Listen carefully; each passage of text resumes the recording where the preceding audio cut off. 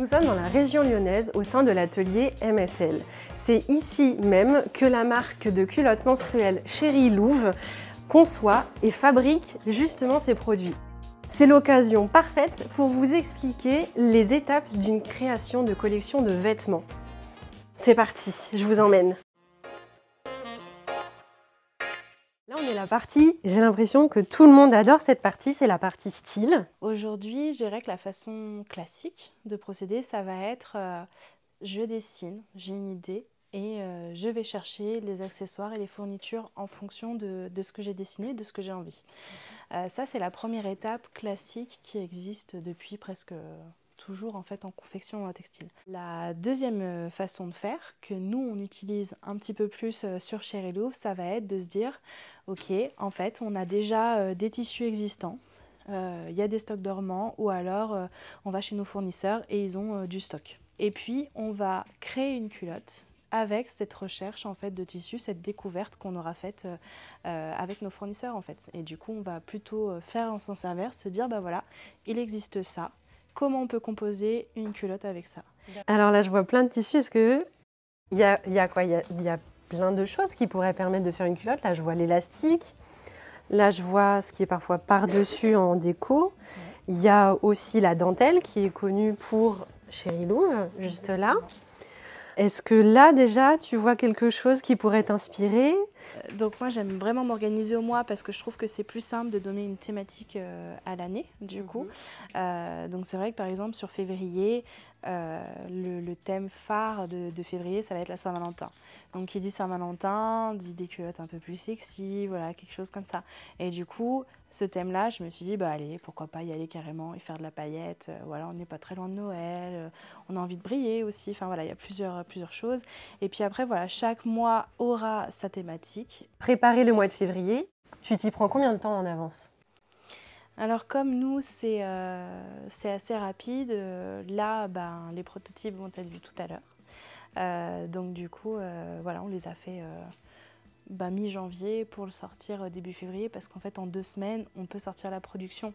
Les tissus ont été choisis déjà en stock, donc en fait, on a juste à les acheter et à les faire venir pour faire la production. Il y a les croquis, en blanc sur noir, et après, il y a la chose importante, la fiche technique.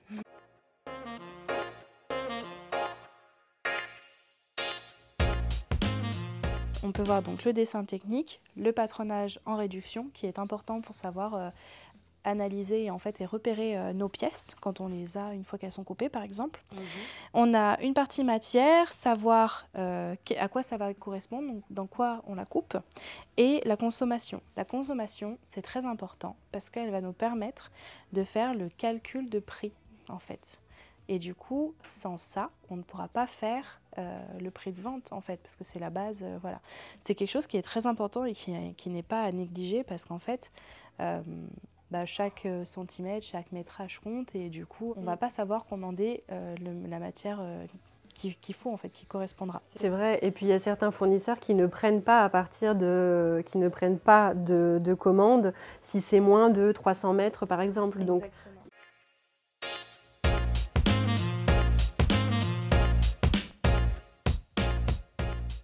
lorsque tu fais ton dessin, tu penses aussi à la hauteur, à certaines coutures, etc. Arrive le moment un peu décisif où tu vas te dire, bah voilà, lors de l'essayage sur la personne, la taille, est-ce qu'elle est à modifier? Est-ce que là, j'enlève? Est-ce que l'échancrure est bonne au niveau des cuisses? Tout ça, c'est des choses que tu regardes lors de cette étape-là? Oui, en effet, ça va être des choses que je regarde. Après, j'ai quand même une bonne aisance au niveau du patronage à plat.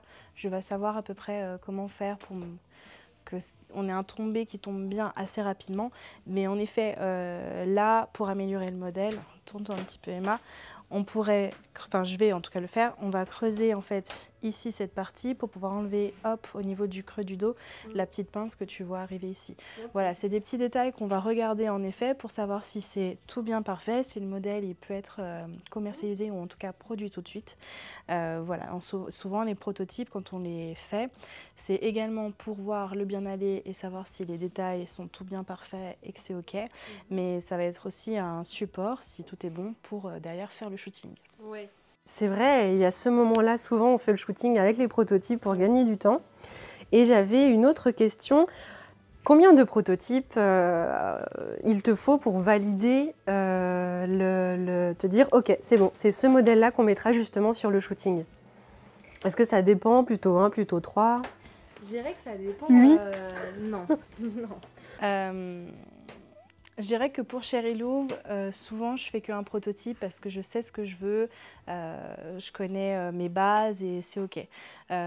Si je travaille pour quelqu'un d'autre, si je parle de l'atelier Messel par exemple, il y a des clients qui vont me demander 3-4 prototypes parce que voilà, c'est un peu plus difficile de savoir ce qu'on fait. Moi, comme je suis la créatrice et la modéliste, du coup, je sais tout de suite ce que je veux et en fait, c'est beaucoup plus facile de le créer. Je comprends entièrement.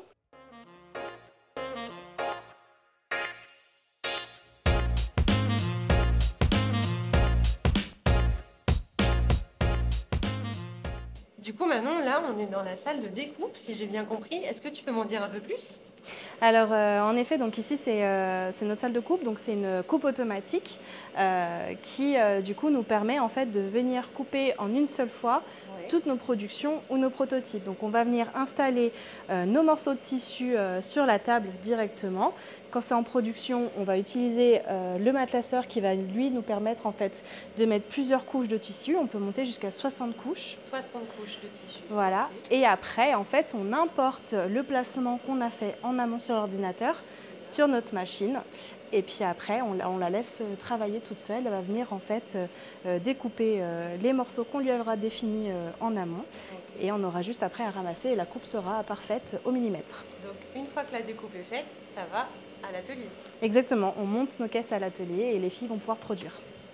Alors peut-être qu'on va aller direction l'atelier maintenant. Exactement. Allons-y.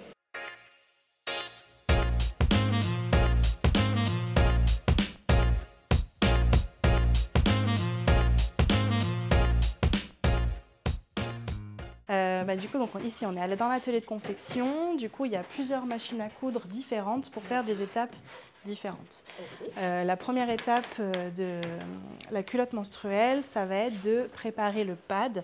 Donc, le pad, c'est la partie absorbante, en fait, qui va venir retenir le flux des règles. Et donc, en fait, c'est une partie technique qu'on vient coudre à même la culotte. Le pad est cousu. Qu'est-ce qu'on fait après? Après, du coup, nous, nos culottes sont avec de la dentelle. Donc, du coup, il va falloir qu'on vienne mettre la dentelle sur nos culottes.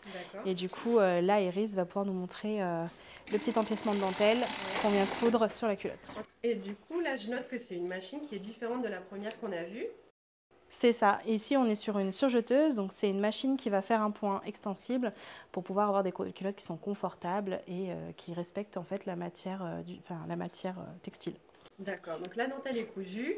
L'étape d'après à laquelle il faut penser, quand on fabrique aussi ces vêtements, qu'est-ce que c'est? Et particulièrement les culottes. L'étape d'après des culottes, ça va être de poser les élastiques cuisses sur les culottes qui va permettre que la culotte ne tombe pas en fait et soit bien près du corps. Est-ce que là c'est une autre machine? Exactement, encore une autre machine. On va voir l'autre machine. Cette machine-là, ça va être pour poser les cuisses en fait sur les culottes menstruelles. C'est une machine qui est un petit peu spéciale, tu vois, parce qu'elle a un lisa en fait qui va venir calculer et venir mettre une tension sur l'élastique, ce qui fait qu'en fait, nous d'ailleurs, on va mesurer que la cuisse fasse toujours pareil. Donc on est sûr que quand on prend une certaine taille sur la boutique, c'est celle-ci, l'élastique, il ira impeccablement. C'est ça, c'est vraiment la machine la plus technique, mais en même temps la plus essentielle parce que c'est celle qui va faire le bien aller également de la culotte. Et est-ce que c'est celle-ci aussi qui permet à ce que l'élastique ne soit pas trop serré, que ça fasse... Exactement. Elle ne va pas couper la fesse. Elle ne va pas couper la fesse.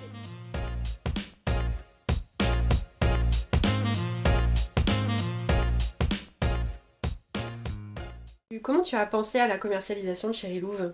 Alors, comme tout le monde, je pense, on a d'abord commencé sur Internet. Donc, on s'était fait nous-mêmes notre petit site internet, voilà, on s'était dit, on a tout fait nous-mêmes de A à Z et puis ça a tout de suite pris en fait, on ne s'attendait pas à avoir un tel succès honnêtement et voilà, tout de suite nos modèles ont pris. Après on a fait aussi des ventes en physique notamment la foire de Lyon où en fait on a vendu 700 culottes en 11 jours. Et là, ça nous a vraiment propulsé. Derrière, on s'est dit, ok, maintenant, il faut faire les choses comme il faut. Et on a créé un vrai site internet qui marche beaucoup mieux. Et voilà, donc on a continué à faire des ventes en physique et des ventes sur internet. Merci Manon de nous avoir fait part du processus de création de la marque et de la collection de culottes menstruelles. Chérie Louve, moi j'ai adoré. Trop bien. Donc je suis convaincue. Pour encore plus d'informations et de découvertes textiles et mode, retrouvons-nous sur la communauté de Textile Addict, sur le site web ou sur LinkedIn, ou les deux comme vous le souhaitez. Moi en attendant, je vous dis à bientôt.